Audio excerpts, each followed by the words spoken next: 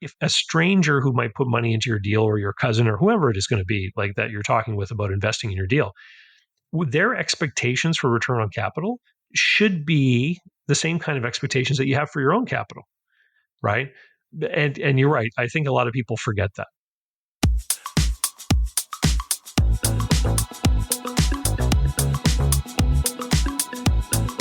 Hey, it's the Profit Answer Man, Rocky Lalvani. If you're new to the podcast, check out my interview with Mike Michalowicz. It's episode number 2. If you want to hear about each chapter in the Profit First book, go back and listen to episodes 3 through 13. Episode 1 is the why and how. On the Profit Answer Man, we learn money mastery without all the complicated accounting mumbo-jumbo, using a simple system. Your accountant is busy documenting your transactions and creating a rear-view mirror of what happened. My guess is you don't even look at the reports they sent you. If you're like most business owners, you struggle with this, and it's not your fault. We aren't taught money in school, and accountants aren't taught how to be profitable. The Profit First system created by Mike Michalowicz works, and he certified me to help you implement the system in your business. Remember, the new equation is sales minus profit equals expenses. Let's face it, without cash flow, you can't pay your employees, buy needed materials, or pay your mortgage and support your family. I help you to do that and more, so you can focus on the parts of the business you love and receive the rewards for your labor and investment into your business. The stronger you are as a business owner, the more jobs you create, the better we are as a country. Small business owners are the backbone of America, and for that, you deserve to be well rewarded. Just remember, more revenue does not equal more profit. That's why we focus on the bottom line. Today, we've got my good friend David Barnett back on again to chat about his latest book, Buying versus Starting a Small Business. The tagline is a guide to keep you from going broke. Let's face it, who wants to go broke? We will examine how buying a business is a great way to scale and how you can sometimes pick one up for very little money. We'll also chat about why you never want to sell your business and some other great business concepts. David loves to say that it took him 10 years to unlearn what he was taught in business school. Yeah, they don't teach business in business school, just so you know that. University trained him to be a middle manager in a big enterprise. He was totally unprepared for the realities of small business. After a career in advertising sales, he started several businesses, helping to finance small and medium-sized businesses, and eventually into business brokerage. He has sold dozens of businesses for others while managing his own portfolio of income properties and starting his career as a local investor. He regularly consults with professionals and banks on business and asset values. Let's meet David and see what we can learn. Welcome to the Profit Answer Man, David Barnett. Great to have you back again. Hey, Rocky, it's great to be back. I always enjoy stopping by for a chat with you and your audience. And I love stopping by with you, especially around Christmas time. We have just a wonderful kind of Christmas chat, and always fun. Always meet nice new people too. Just whoever is coming and going before me. Yeah, that's a fun. My Christmas Eve special is a lot of fun. I look forward to it every year. So let's remind everyone. Tell us a little bit about who you are and what you do. Yeah, sure. So I'm a former business broker. I ran a business brokerage for 3 years. Sold about 36 companies here locally in my own region before leaving the industry because of the crazy, chaotic cash flow roller coaster that business brokers often live through. It didn't help that I was also a broker through the years of the great financial crisis. But I left, became a banker, and that just like those famous gangster movies, they kept pulling me back or what have you. I ended up getting constant phone calls from people that were trying to do small business deals. And so I started a consulting business where I help people buy and sell businesses, but instead of the brokerage model where it's based on a commission earned when a business is sold, I follow the playbook of attorneys and CPAs where I basically have a menu of services. I do things for people and I bill them for that. So I work with buyers and sellers, promote myself online through social media, and I work with people all over the world. Based in Canada, but about 80% of our clients are in the US. Nice. So we're here to talk about your new book that just recently came out, Buying versus Starting a Small Business. Yeah. And here's the thing, because I know everyone who's listening is already a business owner, but there's a couple things I always talk about, and they know that. I'm like, having a business that is always sell ready is important. And I think what we might talk about is also understanding the mind of the buyer and what they're looking for. Because if you understand them, then you have a better way of, let's say, packaging up your offer to them too, Yeah. just like you do for your clients and whatever you're doing in your business. But also the fact that, and this is kind of what the funny truth is, when you have a sell ready business, it starts to be more fun. And you start to make more money. And so sometimes you're just less likely to sell it. And if you do choose to sell it, you get a lot more money from that side as well. Well, and I think the other thing too is that anyone who is currently a business owner, if they're thinking about growth and expansion, there are two avenues you can go to grow a business, and that is acquiring similar type businesses in other markets, perhaps, or planting a new flag into a new market. And so, if you've been considering one of those two things as well, this book would be helpful for you as well. And you know what? That is one of the fastest ways to grow, and in a less risky kind of way to grow, because you know what you're getting into. If you already understand your business model and how you do things and what the numbers should be, and you've got good systems and processes, then when you can pick up sometimes businesses for very cheap because you're basically buying assets and the customer list, and depending on exactly what that is, there's opportunity there. Plus, the reality is most businesses that are on the small side, so six figures, they don't really sell for very much. And so there's the opportunity to pick things up extremely inexpensively. Yeah, that's true. The book, I called it Buying versus Starting a Small Business. A lot of people who have business experience and maybe who understand, the difficulty of getting the client base and all that kind of thing, you might assume that the book is just going to say, "No, silly, buy a business." But that's not what the book is about. The book actually compares both tracks, and I talk about the risks and rewards and the dangers in both tracks because there are all kinds of people out there, Rocky, all the time who do business acquisitions in a very foolish way and end up in just as risky a position as someone who does a startup.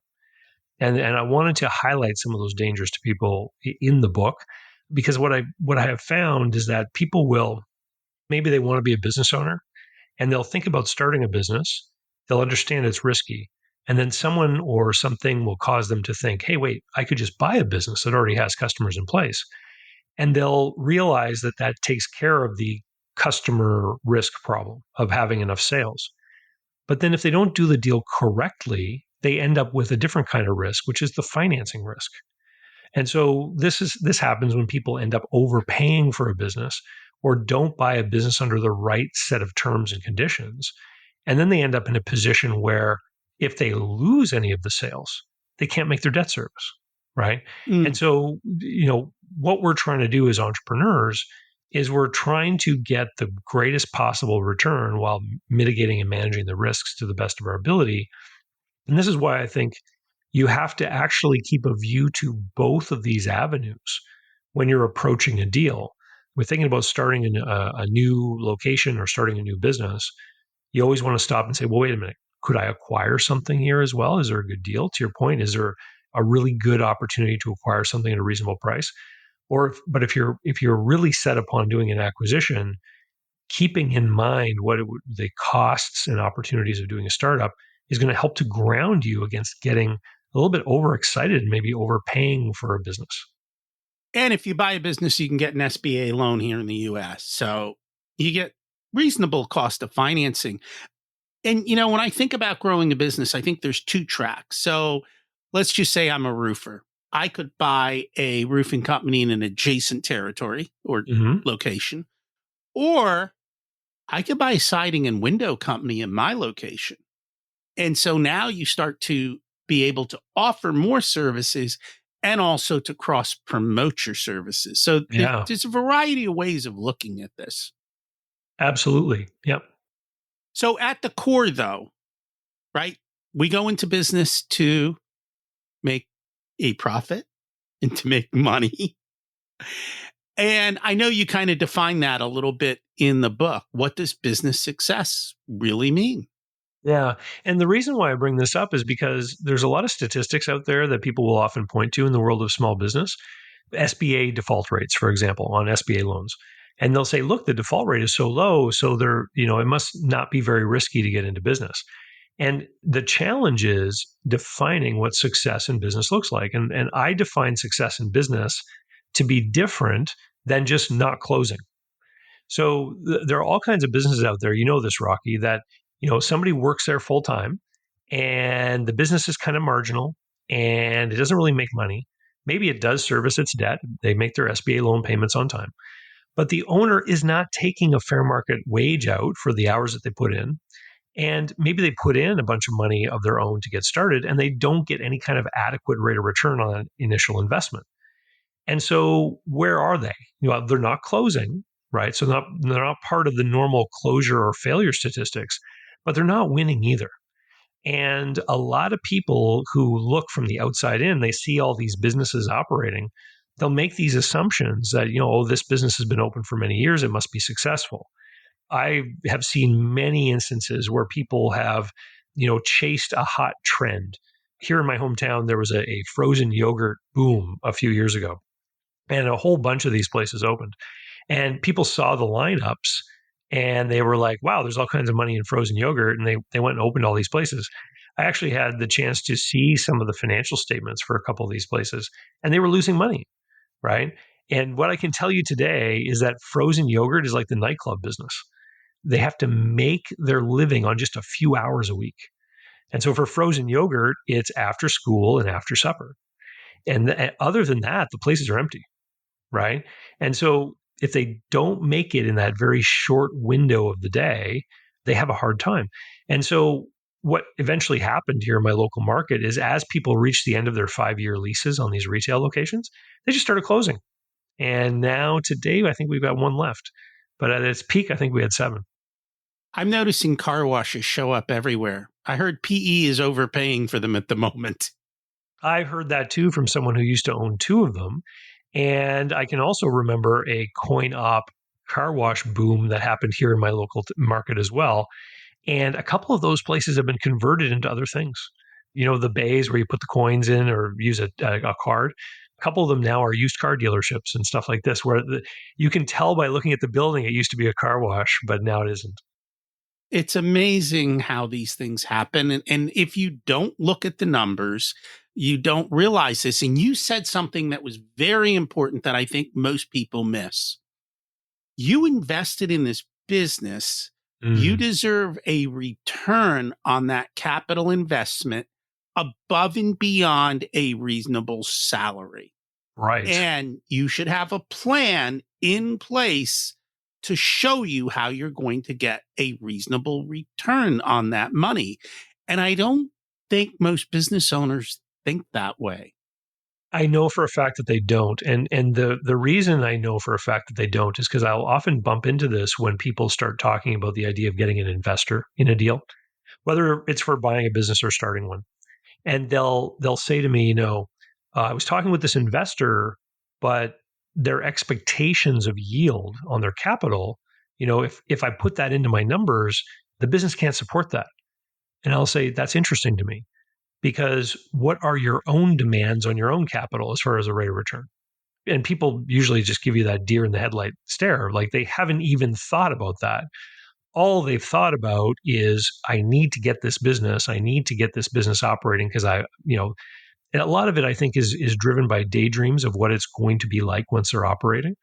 But if a stranger who might put money into your deal, or your cousin, or whoever it is going to be, like that you're talking with about investing in your deal, their expectations for return on capital should be the same kind of expectations that you have for your own capital, right? And you're right. I think a lot of people forget that. They do. And the other thing is, and I think you talk about this in the book, is how growth is stair step. And Yes. what I find a lot of times is business owners take the step before the sales start coming in. And I prefer to take the steps after the sales start coming in. So you say, hey, we're going to sell more. So let me hire a new employee. I'm like, no, no, no, no. Go sell more. And then we can hire the employee. Or be careful on how much inventory you bring in, because things shift dramatically, quickly. As we saw during COVID, overnight, you never know what's going to happen. And there's a variety of things that can happen. AI, or who knows. And I think you really have to look at your business and model it to say, how much is growth going to cost me? Mm. And do I have the cash to be able to fund growth? Or did I build a business model that I can grow and not have to pay the cash till later? Yeah. Yeah. Great points. And I think this is a reason why a lot of small businesses, that you actually hear a lot of these stories of retrenchment, right? Where someone will say, at one time I tried to grow bigger, and then I couldn't manage all the crews or the staff. I needed to hire this sort of middle management person. And then once I did, there just wasn't as much money in it. And I thought, hey, why did I double the size of my company if my profits haven't grown? And then maybe they have a misstep with or somebody leaves, or something like that happens. And they say, you know what, I'm going to go back to the way it was. And this is often why we see some of these small businesses that maybe have been the same size for 20 years. I talk with this a lot with business buyers. They'll be like, I don't know why this guy hasn't grown the business. I'm like, well, have you had some heart to hearts with the person? I mean, maybe they have. Maybe they've chosen this particular size for a reason, because they may understand the risks of growth a little bit more than you think. And I know in the book you talk about the first couple million is the hardest. And I think for a lot of business owners, they don't realize this. Like, you're sub half a million, you're doing a lot of the work. And because you're doing a lot of the work, you don't generally have a lot of overhead and employees. So you keep a lot of the money. Hmm. As you start to grow to that 1 million, 2 million, and even up to 3 million, you start bringing in employees. If you don't have good systems, processes in place, you aren't training them well, all of a sudden your costs skyrocket, and you might not be making as much as you did when it was small, going back to your thing. And you've got to figure out, where is the tipping point where I've got to get through this to this level of revenue to actually start to grow exponentially. In most businesses, I find there is that tipping point, and a lot of it is lost in the internal inefficiencies that don't necessarily show up on the P&L. So you hire an employee, let's say you're back in the trades, and they're making 5 hours of service calls a day, but you're paying them for 8. Hmm. Well, if you picked up those extra 3 hours of service calls, they'd all be profit. But if you don't have systems, processes, and lead flow to keep them fully busy, then you're leaking cash. And I don't think a lot of business owners actually plan out their growth like that. Yeah, you know, it's funny because I was listening to another podcast the other day, and a guy with a private equity background was talking about the difference between owner knowledge and institutional knowledge. And a lot of people who are out in the world looking to buy businesses, they'll use metrics like sales or cash flow as their benchmark for what kind of business they're looking at. And this guy with a private equity background, he was saying that they actually used headcount as one of their metrics too. They Mhm. didn't want to look at businesses that had fewer than 30 people on the team. And the reason that they had chosen that number, 30, was just because they looked at a lot of businesses that they had acquired, And they said, for every, sort of 10 people that are frontline customer facing people, you have to have a certain number of admin and middle management people. And at that 30-person mark, they determined in their experience, it was impossible for, the owner to have their finger in every little aspect of the business. And so there had to be true institutional knowledge capability, administrative capability and different kinds of leadership available in the business. Whereas if you just happen to be in a really high margin thing, you could have revenues of $1 million and the owner could be taking $500,000 home. If it's like some kind of really IP intensive thing or consulting or something like that. And you could have a business that is entirely on the shoulders of that individual, right? And so understanding the industry that you're getting into is key. This is one of the biggest things I see buyers get into, where they'll dive headfirst into something they have no experience in as far as the industry or type of business. They'll make a bunch of assumptions, and without really knowing what you're getting into, you can really get bit. And I've got a bunch of horror stories if you want to hear one. Sure. Yeah. So the flood and fire restoration business. I worked with a guy in Texas who called me after he had done a deal. He had bought a flood and fire restoration company, and he was told by the seller that they did work for over 35 different insurance companies. And it was only after he bought the business that he came to understand that in that world, there are these third-party claim administration companies who represent multiple insurance companies. So while there were over 30 different insurance companies they were doing work for, there were only 3 of these intermediaries, creating a shadow customer concentration. And so what ended up happening was he bought the business. One of these intermediaries decided they didn't want to do business with him anymore, and he lost over a third of his revenue, just like that. And in that one transaction, that by buying this business, he went from all of his spreadsheets showing how great he was going to do to not being able to take a salary for the first 2 years. So in order to save his investment, he had to further donate another 2 years of his time. And if you quantify that, this guy came out of a C-level role at the company he used to work at. I mean, that's literally another $500,000 probably or more of investment into the business that will likely never be written down. And so it will never be part of the calculus of what ends up happening in this deal. But it's just another example, I think, of how people often don't take into account the value of their time. I was recently on a flight, and the airline canceled the flight. And I went to the customer service counter in the airport because I was ready to go. Like, they canceled the flight 30 minutes before departure. And the person at customer service said, "Oh, we can still get you home. You're just going to have to fly through this other city and have an overnight layover. And don't worry, we'll cover your hotel." I said, "Great." So they gave me new boarding passes, and I went to the other city, and I went to customer service there, and I said, "I was told you were going to give me a hotel coupon here to use." And they said, "Well, actually, you qualify, but we're running short on them. So you're going to have to pay for the hotel. Then you have to submit your bill through this process." And they gave me these instructions. And so I did that. And then I get this email back from the airline with some gobbledygook reason why they didn't have to reimburse me for the hotel. Now, the hotel is $200. I've already invested $200. And then I invested 15 minutes filling in their online form. Now, there is a claims process. There's a way for me to go back and try to, state my argument and argue and fight my way for this $200.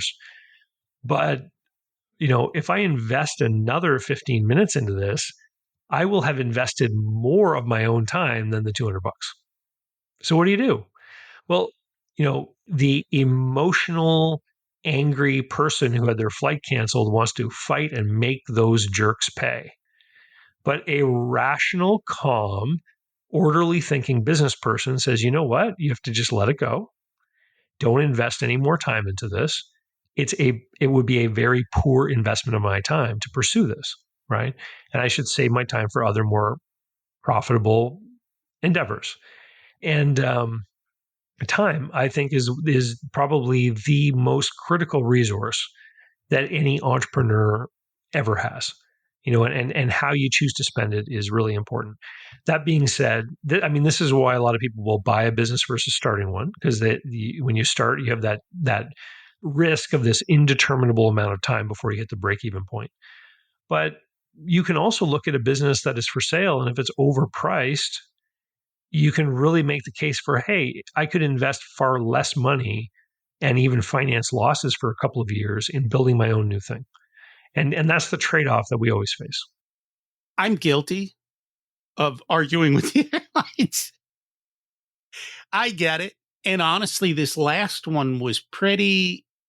They left my wife stranded on the last leg. And because it was only 2 hours away by car, a couple of the passengers just got together and one guy rented a car and they drove together to the other airport. So I put through for the refund only to find out the refund for that leg of the trip was $36 and change. And I'm like, oh, you've learned to play another game, leave them stranded where it's not even worth fighting with us. And I made a note. I still need to file my other. We did complain again, which took 2 minutes. They gave us miles, which I'm like, okay, but still, I have to file one more complaint, but I'm not going to file it with them. I'm just going to file a federal complaint because I have a 30-year love-hate relationship with these people. It's emotional. I get it. And that's what we have to learn as business owners is to kind of step out and when to say, so be it, right? Yeah, Rocky, you're gonna invest even more of your time, and then part of your tax dollars are going to get consumed with, the person that works at the agency who's now handling this paperwork. Like, it's I hard to win. understand that. I only have one ultimate goal here, and it is a wild and crazy goal that will never come to fruition. I just don't want the fourth bailout of the airline industry without a bill of rights for us. In Europe, if they do this to you, there's rules about how they're supposed to pay you and so forth. And I want transparency in just, hey, if you cancel a flight, you need to tell, no lying like they did to you. You need to tell the truth of what happened and take responsibility. And I know I'm trying to change the world. It's okay. I'll do it on the weekend, not during business hours. And with ChatGPT, I can get it done so much quicker. So it's okay. We're all emotional. And you know what, though? You have to be aware of your own emotional state, right? As Yeah. a business owner to say, am I being reasonable? And I'll tell business owners like, and I actually knew somebody in the home services business, the restoration, the person who they did the work for took the money from the insurance company. They did all the work and they stiffed them. And I'm like, look, I understand you got stiffed. File your lien if you can and move on with life. Because if you let that mental baggage hold on, you're going to dramatically ruin your business. So for me, I'll write the letter and move on. I won't hold it for years. One of the things you said in the book was surprising. It says it's never makes sense to sell a good business. Yeah, absolutely. Why? Well, because they sell for such low multiples of cash flow. So, your average small business, if it sells for 2 to 3 times seller's discretionary earnings, even if you get up into the bigger ones, you might be looking at 3, 4 times EBITDA, maybe a little bit more. And so basically what that means is if you own the business and you've owned it for some time and you've enjoyed this cash flow, you've probably paid down your debts. You've got this nice, generous cash flow every year. To sell that just means you've sold by trading the next couple of years of profit, right? And so people will often point to business owners and they'll say, that guy's getting older. Why doesn't he sell his business? Well, he's keeping on to it because it is the golden goose. It's laying golden eggs, right? And so people really only sell these small privately controlled businesses when they need to, when they no longer can operate it anymore. And if you can get, a degree of systematization in there with management and everything where you can really reduce the number of hours that you're spending, then why would you sell it, right? And so you mentioned earlier that, it can be a lot of fun to own a business that's properly prepared for sale because it requires less of your time and you can rely more upon people that you've delegated responsibilities and tasks to, and you can let them do their thing. And so I just wanted to highlight to people that this whole idea of trading in businesses just doesn't hold much water. And I know that there was this whole industry, the private equity industry, that kind of does this, but in my world, from what I've seen, I see people acquire great businesses and then keep them forever. I've seen people build great businesses and keep them forever. And part of the frustration that people have when they go looking to buy a business and they say, I can't really find one that meets all my criteria, it's like, well, if you owned that thing, would you put it up for sale? Right. So it's just part of the understanding that it's not like houses or even apartment buildings, like there's more of a fluid market in apartment buildings, which are cash flowing assets as well. And that makes a lot of sense. As a matter of fact, I know you talked about in the book that only 20% of businesses advertised for sale ever sell. Yeah. And that's a stat that was reported in one of the Biz Buy Sell annual reports that they put out with statistics about their platform. And so it's not the whole universe of businesses. There's a lot of transactions that occur that wouldn't be a part of that. But there's a lot of businesses out there where the amount of investment required to, how should I put this? I call them dead capital businesses or zombie businesses, where somebody invests, say, $1 million in equipment, machinery, inventory, et cetera, and then they only produce an income of 200 grand a year. And they might be in an industry where businesses are selling for 3 times earnings. Well, that makes their business worth 600 grand.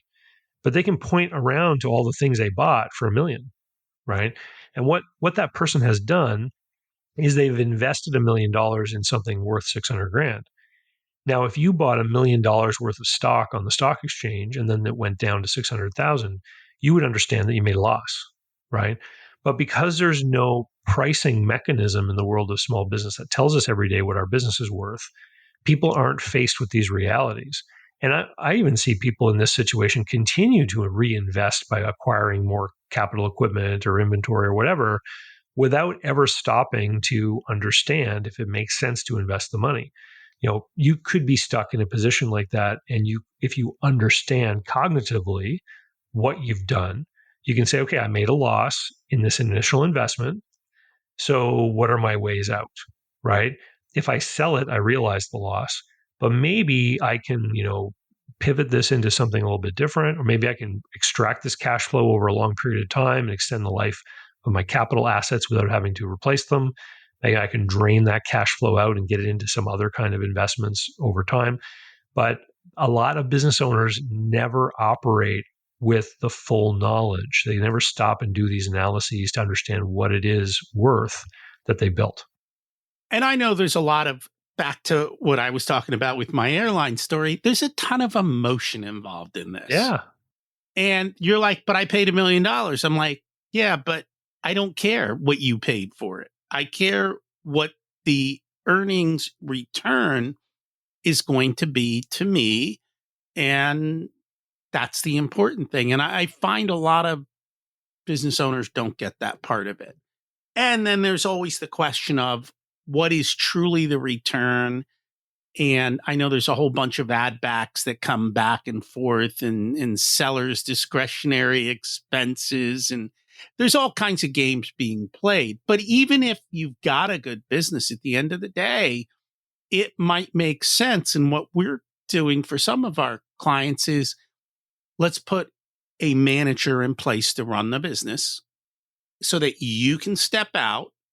And then let's create simple, easy to look at metrics so that 15 minutes a week, you can go thumbs up, thumbs down, and you can get an idea, is the business running the way it is or not? And you can manage it. But that takes a very different mindset and a very different skill set, because that's what PE is going to do. They're going to come in and they're going to manage the manager in that place, and they're going to do it extremely well.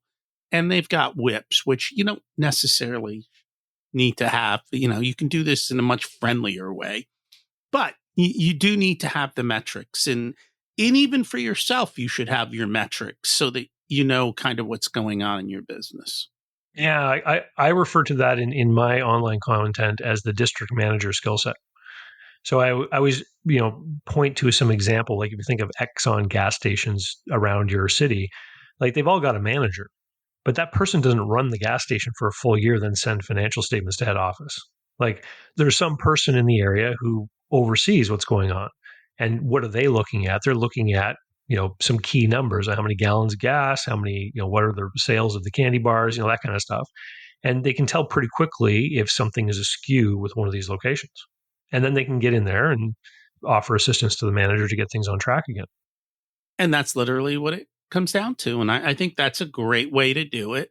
There's a variety of ways to do this. And if you take the time to run the numbers, chart it out, you'll find yourself in a much better place. Is there anything we should have talked about with regards to the book, but didn't get a chance to? No, I don't think so. I think we got a pretty good overview of how it would be interesting to a business owner, someone who already has a business to pick it up and read. I think that the biggest takeaway is to develop a greater sense of empathy for the person that might be buying your business.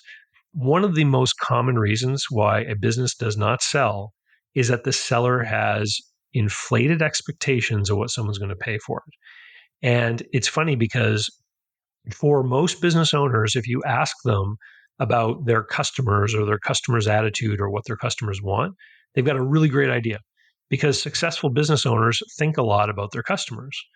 When it comes time to selling your business, the business itself becomes like a piece of inventory. It's something that you are selling, and the buyer is your customer. They're buying that item. In this case, it's a cash flow producing business, right? And it amazes me how few business owners are spending any time empathizing or thinking about that buyer. And you've really got to get your mindset into understanding what that buyer's point of view is going to be and how they're going to look at your business and how they're going to value it. I just find that, business owners will get some kind of direct mail piece from a business broker that says, we'll sell your business for more money than anyone else. And then they'll daydream about their $1 million Miami condo or their new RV or whatever it is that they want to buy. And then they don't spend any time looking at it or contemplating from the buyer's point of view. They just become completely self-centered in this attitude or thought. They start spending the money in their mind. But you've got to be successful in selling your business, you've got to get yourself into the headspace that the buyer will be in so you can anticipate what the conversation and what the deal is going to look like. And so that you can more reasonably put together a package that's going to be appealing to those buyers. Otherwise, you're going to be part of the statistics, part of the businesses that are advertised that never sell. And especially if you're selling with owner financing or some kind of payout over time, you better be very concerned about your buyer because that's your future cash flow. So you absolutely need to pay attention to that. If people would like to learn more about you in the book, what's the best way for them to do that? Yeah, sure. The book is on Amazon, Kindle, paperback, and Audible. It's also available from my website, davidcbarnett.com, as a PDF. And if you're interested in the world of buying and selling businesses, I've got my own podcast and YouTube channel with over 600 videos and recordings now, which are all me answering questions or conversations with people like Rocky, where we talk about deals, we talk about business management, we talk about financing.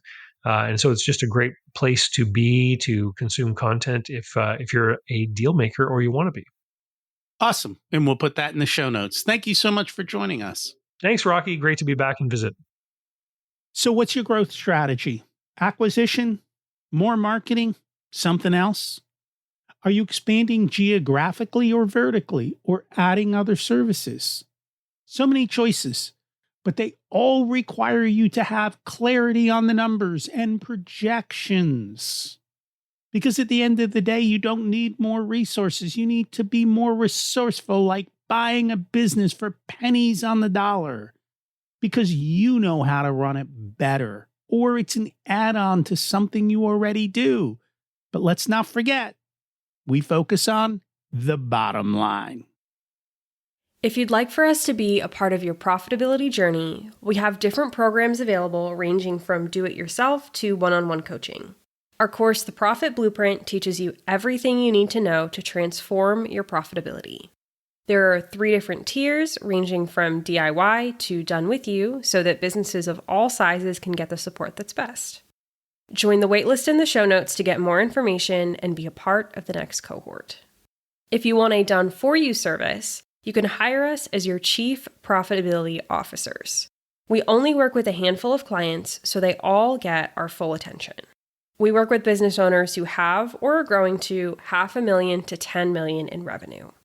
You can use the scheduling link in the show notes to get on our calendar for a good fit conversation to see if we're the right people to support you and how we can help you. Remember to check out my other podcast, Richer Soul, where we talk about how to live the ultimate life and be the best business owner you can be. As we close out, let's repeat the mantra. Revenue is vanity, profit is sanity, and cash is king. Have an abundant and profitable week.